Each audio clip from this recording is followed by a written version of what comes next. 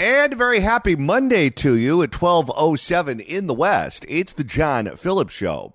Mr. Randy Wangs in Culver City. John, Oakland Mayor Barbara Lee is having a really hard time selling the crime is down narrative when there were 5 back-to-back shootings in uptown Oakland Friday night. This is unacceptable, and even though the trajectory, you know the numbers, but we've got to deal with this. Back. That's better than what Pat Riley promised us with the Lakers. And now the OPD says we don't have enough officers to cover these first Friday events, and we don't think we can keep those safe. But if you just understood the stats, you would know that everything that they're doing is working like a Swiss clock, and crime is actually going down. Even Barbara Lee is having a hard time making that pitch. This is unacceptable, and even though the trajectory, you know the numbers. You know the numbers.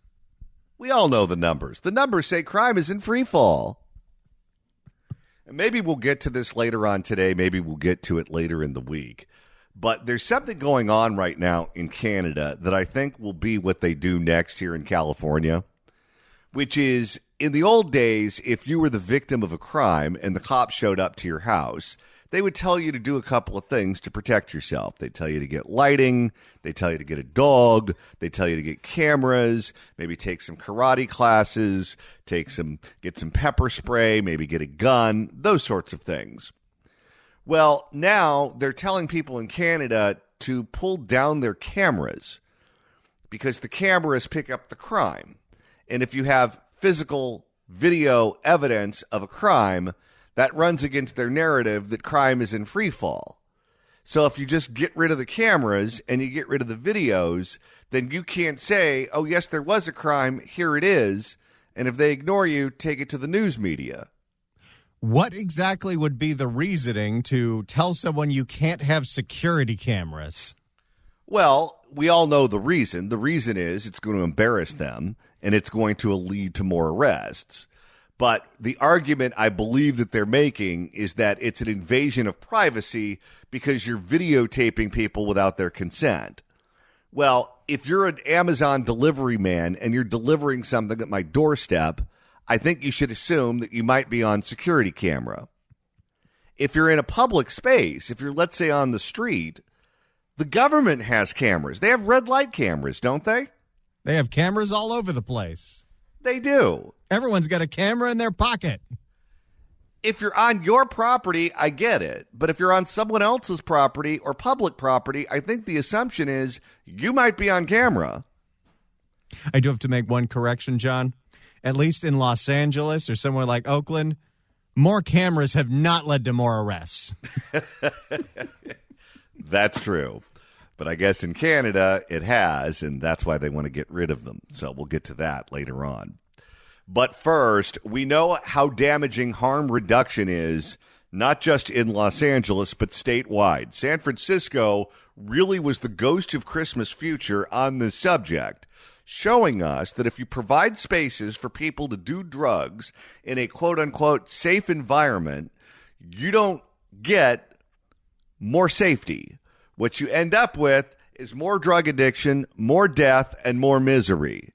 And now it looks like there may be a way to wiggle out of local jurisdictions that sign on to harm reduction.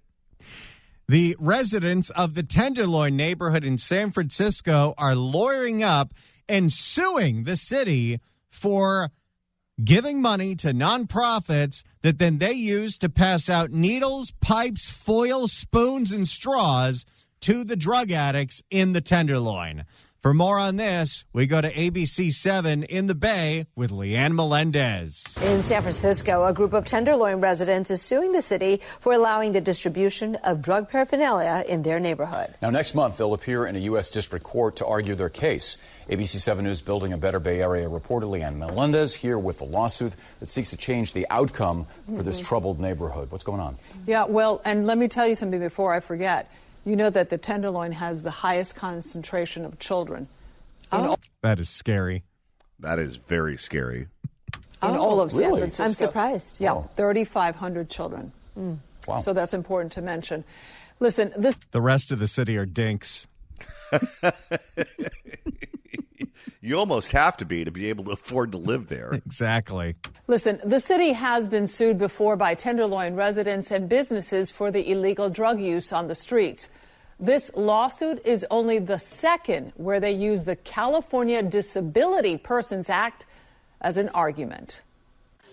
A conversation with a Tenderloin resident can be, at times, unconventional. I mean, there was a dead body underneath my window in February. How do you live like that? You never leave your apartment, I guess. You wake up in the morning, you're trying to get the newspaper. Maybe you want to take in a little sunshine. And there, right next to your bedroom window, is a dead body. You imagine being a delivery driver for like DoorDash and you've got to deliver a pizza to the Tenderloin? I don't know how they get Uber drivers to pick people up or drop people off there. Well, that's why you're seeing the rise of Waymos. Waymos can't say no. Well, they're not immune to the abuse, though. Howard Stone says watching people overdosing in the Tenderloin is heartbreaking, but something you learn to accept. The Tenderloin has been the hotspot for fentanyl in San Francisco, which many say has led to the further decay of the neighborhood. Too many. Is there anybody not saying that? Yeah, who's taking the opposite position on that one? Too many city proposals have led to too many unfulfilled promises. Every day we get a complaint that the kids can't walk by. Now some residents are looking to the courts in hopes of curbing the drug use here. Last week, they asked that the city stop directly or indirectly supplying fentanyl or methamphetamine-related drug paraphernalia to any individuals, groups, organization, or entities within the Tenderloin neighborhood. How hard is it to just not spend money on this? Well, and this is where going to the courts is rolling the dice. Because, and I had a long conversation with a Democrat friend of mine about this subject over the weekend. And from his point of view, outside entities, whether it's the federal government or a group of people filing lawsuits, should not be able to force the local government to do their job. We know right now the local government is not doing their job. It is illegal to do drugs in public, whether it be at a safe consumption site or elsewhere. Yet they don't blow the whistle. They don't enforce the rules. And so if Trump, when it comes to crime, wants to send in the feds, the National Guard, the military, whatever, to enforce the rules, they go, whoa, whoa, whoa, whoa, whoa, you can't do that. That's the locals. The locals have to be the ones to enforce the rules. And you go, okay, well, they're not.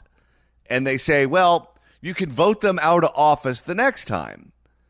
And you say, well, the local people in those areas are perfectly fine with them not enforcing the rules. So Barbara Lee's not going to lose re-election. Karen Bass is not going to lose re-election. They're going to win, and they're going to get another term, and they're going to continue to not enforce the rules. And the answer is, well, then you just have to put up with it. And here's the deal. The rules are the rules. Either you enforce them or you don't. And if you fail to do so, it's one thing if you're overwhelmed. If you're overwhelmed and you're saying you're trying to do it, but you can't because you don't have the money, you don't have the personnel, you don't have the resources, whatever, then you can coordinate with them. Then you can work with them and say, okay, what do you need? Where can we help? If their position is we're just not going to do it, or we're going to let these people do drugs and die, and there's nothing you could do about it, the judges need to show a willingness to step in and say, okay, if the normal chain of command is breaking down on purpose, what's plan B? And in this particular case, plan B is a lawsuit. Paraphernalia like pipes, aluminum foil, and other instruments that they claim attract both drug dealers. I would love for a Barbara Ferrer to just explain in a PSA what the foil is for. Well, she does explain in graphic detail other things. No, thank you. Paraphernalia like pipes, aluminum foil, and other instruments that they claim attract both drug dealers and drug users to the Tenderloin. And what effect has this had on the Tenderloin? It's had a severe effect on the Tenderloin and specifically our clients' properties. Our clients face a variety of conditions, including things like individuals smoking these powerful drugs outside of their homes, the smoke and smells of those drugs, acting erratically, defecating on their doorstep. Why is there always that? It always seems to come with a combo platter. Stone, who is not part of the lawsuit, told us until recently, every morning there was chaos outside his apartment. 6 months, 7 months of just every single day.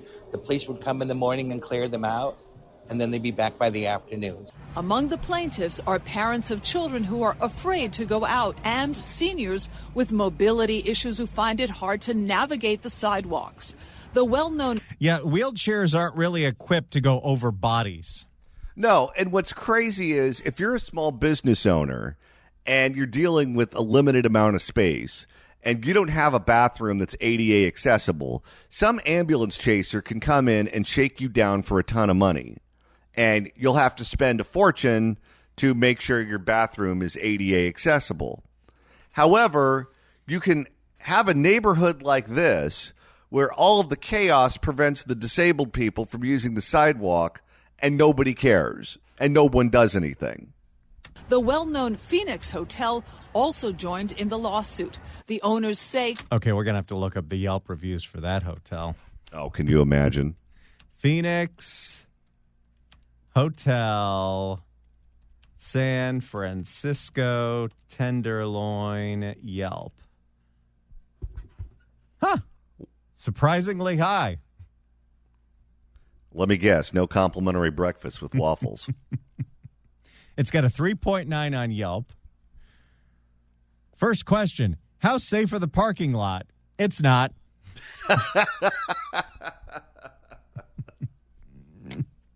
The owners say conditions on the streets made it hard to attract tourists. Among those asked to depose was Randy Shaw of the Tenderloin Housing Clinic.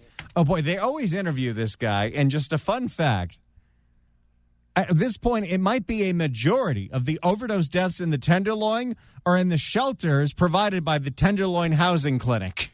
I would love to know how much money these people make and where they live. It's been devastating for the Tenderloin because you have people outside city-funded shelters and encampments using drugs. And you allow them to bring those drugs inside the shelters. And then you allow them to die there. The city attorney, David Chu, responded saying, "We firmly believe that lawsuits of this kind do not improve conditions on our streets. The courts are not equipped to step into the shoes of elected policymakers and voters in order to craft broad strategies to address crime, substance use, and homelessness." Yet ABC 7 News discovered that last April, David Chu filed a complaint against 2 Tenderloin businesses for illegal gambling, fencing, drug sales, and selling drug paraphernalia. You don't say. So it's illegal to sell it, but if you take people's tax money and you buy it with that, it's perfectly legal to give it away. Because he argued that they attracted criminal and nuisance activity to the surrounding community, adversely affecting the neighborhood and the health, safety, and well-being of those who live and work in the area. So it's not okay for a bodega to sell crack pipes, but it's totally okay for the city to give money to a nonprofit to pass out the crack pipes for free. They just want a monopoly. And you know why? Because it's laundering money through these groups. These groups are all politically connected. They get a portion of their operating funds from the government. They then have an incestuous relationship with the government where they go back and forth from working for one of these groups to working for the government. Money comes from the government to these groups. Sometimes the money finds its way in campaign contributions back to the electeds, and there you have it. It's a perfect way for these outside organizations to draw huge salaries, have a huge amount of influence, and give politicians some place to go or some place for their family members or friends or people who are connected to them politically to go. It's unreal. Well, Johnny, we're just getting started here because you might remember Daniel Lurie was supposed to be cutting down on all of this harm reduction nonsense. Turns out what he has done so far isn't working. If you'd like to email the show, you can do so at johnnydon'tlikeshow@gmail.com. That's johnnydon'tlikeshow@gmail.com. And Randy, over the weekend, oh boy, did we get a ton of emails about the pirates taking over the Oakland estuary. And a lot of great names for the homeless boats. And they kept rolling in all weekend long. If you want to go back and listen to that episode, Randy, that's easy to do. All you got to do is search for The John Phillips Show wherever you get your podcasts. Go to the Apple Podcast app, iHeart, Spotify. Search for The John Phillips Show. Hit subscribe. You can download all the episodes. Download the episode entitled Pirates Have Taken Over the Oakland Estuary. It's a lot of crime now. In the meantime, what do you say we make a couple of listeners very happy? Well, let's do that right now. 790 KABC welcomes Megyn Kelly live with special guests Jillian Michaels, Fifth Column, and Maureen McCallahan. It's all going to be at the Honda Center on November 21st. Tickets on sale this Wednesday at megankelly.com. But right now, caller number 9 at 1-888-790-5222 gets a pair of tickets to the show. Tickets furnished by Sabretooth Touring. Good luck dialing. And Megan's going to be on the show tomorrow. And Randy, you and I are going on the road. Next Friday, September 19th, mark your calendars because Johnny and I are coming back to Sherman Oaks. We'll be broadcasting live from Pineapple Hill in Sherman Oaks from noon to 3. You know they got great food. You know they got great drinks, and we're going to be there hanging out with all of y'all. We'll have special guests like Susan Shelley from the Howard Jarvis Taxpayers Association. The courts have made it easier to raise your taxes, so come by and sign the petition to save Prop 13. It's the John Phillips Show live in Sherman Oaks at Pineapple Hill on Friday, Friday, September 19th. Don't get ahead of yourself there. All right, let's go back to the report on harm reduction going on in the Tenderloin and one group of residents who want to sue to stop it. Here is ABC 7 and Leanne Melendez. Ironically, the same reasons used today by residents of the Tenderloin who want the city to stop allowing the distribution of drug paraphernalia by nonprofits. So here's what's great. The city attorney last year sued those bodegas in the Tenderloin that had the illegal gambling and the drug paraphernalia and everything else. And the exact reasons that the city attorney used to sue those bodegas are the same reasons that the residents are suing the city.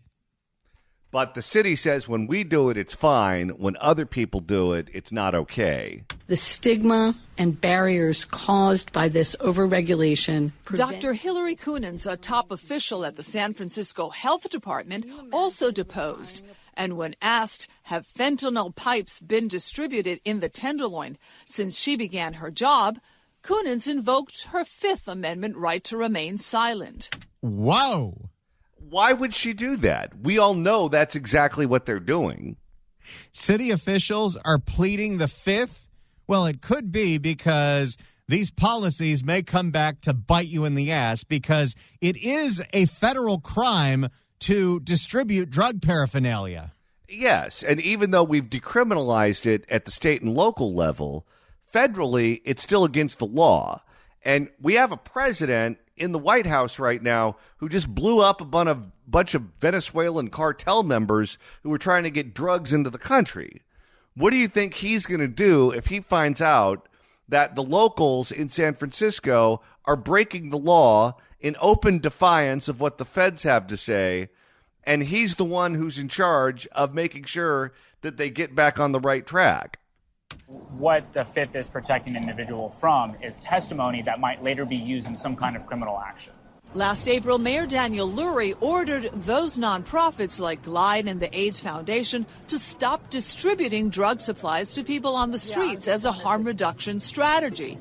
The order also mandated that if harm reduction kits were given out in a designated area, all nonprofits receiving funds from the city had to distribute information on treatment and counseling. This was a tiny step in the right direction, but it was a half measure. The idea is not, we need to just have these in designated locations and you need to have a pamphlet for treatment. The city should not be spending any taxpayer money on nonprofits that pass out things to make it easier to do drugs. Well, let's say you're a family member of someone who dies of a drug overdose, in part because of the paraphernalia that was given to them by these organizations and in part by the city. Wouldn't you have a case against the city and against the organization if you were to sue them and say, okay, you were the one that provided the materials that were used to allow this person to kill themselves? Because we can go after parents. If your kid takes your gun, if your gun is owned legally, and your kid takes your gun and they go on a shooting spree, we can charge you with a crime because you provided the materials that were ultimately used in the commission of the crime. Well, take that logic and apply it to drugs. If these cities and these organizations are providing all these materials that are necessary for the drug overdose, and the person dies of a drug overdose, why can't you go after them too? But this video shows that the mandate is not always being followed as pipes are handed out with no strings attached. We had a budget crisis in San Francisco, and there were a lot of nonprofits that lost funding. But shouldn't these be at the top of the chopping block? Who is still advocating for this nonsense? Budget crisis or not, they should be defunded. ABC 7 News found that treatment brochures are not always displayed in full sight, instead relegated to a corner. Yeah, that's not going to do anything. Pamphlets aren't going to change someone's behavior here. No, that's just checking a box. Regardless, Shaw says Mayor Lurie's mandate is not working. Why would mentioning treatment to someone who's an addict, but you're not offering treatment? I mean, they're there to get a pipe. They're there to get a free material to facilitate drug use. You think that they're in the mentality to seek treatment? I don't think so. But UCSF research has been done on what some say are the benefits of distributing harm reduction kits. Oh, enough of this nonsense. This is where these useless public health departments and universities are so poisonous, because they provide the academic background and the academic argument for these people, these freaks, to go out and to distribute these materials to people who are dying on the streets. Without access to clean foil and pipes, Dr. Daniel Ciccaroni told us last year that there is a higher risk of overdoses because of the fentanyl that accumulates after multiple uses. And many of these people have PhDs. This residue it remains bioactive. Even though it looks burnt, it's the sugars that are in the filler, if you will, that's burnt. The active product remains. Good. You actually, if you put that information out to the drug addicts, they might not want clean pipes. Nope. Good, bad, I don't know. Regardless, Tenderloin residents like Howard Stone say they're just looking to keep their streets healthy and safe. And yes, this is a horrible place to live. It sounds like it. And yes, this is a horrible place to live. I will agree, but I'm on SSI, and this is all I can afford, and this is where I'm here. He was actively thinking about if he's made the right choices. Yeah, let me tell you, I know San Francisco is an expensive place to live, and I know there are other options that are not quite as glamorous. You're much better off in the Central Valley, living in a cheaper city where you don't have to put up with that. And residents have argued for years that the kind of open-air drug use that they see would not be tolerated in most other neighborhoods. They say most of all, they just want a better quality of life. Now, last year, another group also sued the city because they were saying that the city has made the Tenderloin a containment area for drugs, meaning a designated area. I see. I just want to make sure I heard this properly, okay? Three city officials took the Fifth Amendment to make sure they would not incriminate themselves. That's right. They would stay silent rather than say what they actually did on their jobs. That's right. And these are three. That is quite telling. They know the threat that exists if the public is aware of what they're doing. What they actually did on their jobs. That's right. And these are three people who have in the past supported harm reduction programs. So there's the latest out of the group of neighbors in the Tenderloin suing the city of San Francisco. Stop passing out needles, pipes, foil, what have you, in our neighborhoods. You're making it a horrible place to live. Disgraceful. Well, as Randy alluded earlier in the program, it was quite a weekend in the city of Oakland. Friday night, after the First Fridays event, there were 5 separate shootings in uptown Oakland. 5, you say? 5. Bang, bang, bang, bang, bang. Not 1, not 2, not 3, not 4, but 5. For more, here's ABC 7. And Oakland police are also investigating deadly shootings. 2 people were killed and 4 others were injured early Saturday morning. And several businesses were also hit by stray bullets. Take a look here. The owner of a hair salon told ABC 7 that... Can you imagine you come back to your place of business after a weekend and your shop's full of bullet holes? It looks like a scene out of Dick Tracy. The owner of a hair salon told ABC 7 that 5 large window panes and a TV were hit by bullets at the building that houses his business on San Pablo Avenue. He sent us these pictures showing some of the damage, and police say they're concerned about the large amount of gunfire. ABC 7 News reporter Lauren Martinez has reaction from the mayor and the police union, which is renewing its push to bolster the department's staffing. Yeah, that's not going to happen. They are so understaffed right now. I don't know who's out there making the argument, with the exception of the defund or abolish the police people, that they have adequate staffing. There was a massive sideshow, dirt bikers going around. It was really chaos. Oakland police are investigating a string of shootings within a 2-hour time span. According to the Oakland Police Officers Association, separate shootings occurred between 2 and 4 Saturday morning. Mayor Barbara Lee said she talked with OPD detectives. They have not concluded whether the shootings were connected to First Friday celebrations held hours prior. This is unacceptable, and even though the trajectory, you know the numbers. Do you even have to say that at this point? If you have to say that over and over and over again, because every day there's a quote-unquote outlier that you're presented with, and you have to try to keep things in perspective, what do you think the reality is like for most people living there? You cannot, with a straight face, say crime is down when there were 5 shootings in a 2-hour span. But that's what she's doing. But we've got to deal with this. It's tragic, and we're looking at the results of the investigation. The police union says investigators have at least 5 separate scenes, all in the Uptown district around Broadway. The first shooting reported around 2:20. An innocent bystander was caught in the crossfire just trying to buy food near 19th. The second...